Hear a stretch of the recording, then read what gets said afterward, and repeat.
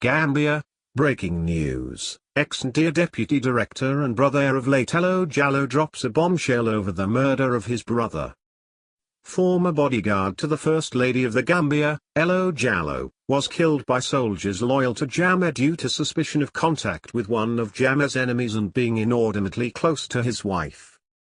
Speaking in an interview with Freedom Radio on the line from Banjul, older brother to the deceased, Pate JALLOW, recalled, "There was a security breach at the house in America and they didn't know who it was.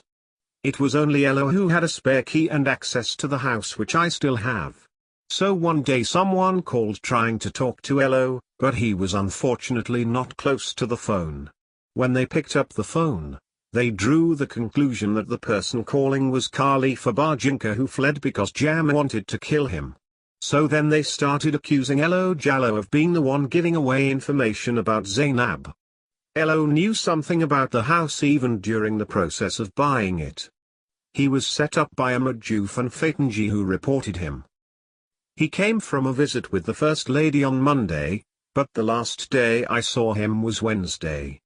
He even wanted to marry a lady in Sweden and we were going to start that process. I told him not to come back, but he didn't listen. I was very shocked when I came back from a trip to Casamance and was told he had returned to the Gambia against my advice. Prior to that I was called by Serine Modunji, who asked me to warn him. When I told Ello, he replied to me those people were cowards. He said to me he would sacrifice to come because if he didn't I would be in trouble. I told him I was already in enough trouble anyway, but he didn't listen."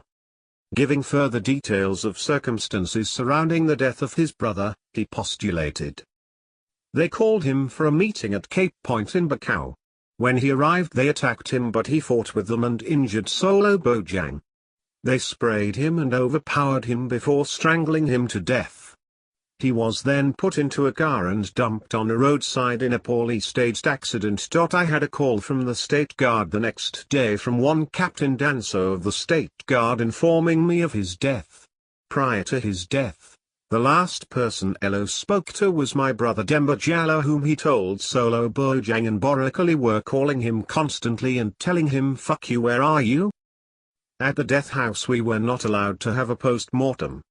Serine Modunji told me there should not be any post-mortem for my brother. He told me if I faced any risks from wanting to do post-mortem it would be my own fault. He categorically warned me against post-mortem for my brother. Then later, after the burial of my brother, we were told President Jammeh wanted to see the family of Ello JALLOW. When we went to the State House we were given 70,000 Dallas, but we never had a chance to meet the president." Pressed whether he was ever told by his brother of alleged relationship with the wife of the president, he replied, "Yes, the wife of the president called him to her room a few times, but he was reluctant. He never wanted to do anything like that. He called my mum and told her about it while asking for prayers. Ello is a very respectful person and I don't think he will sleep with someone's wife. Even if he did, he shouldn't be killed because even the president sleeps with people's wives."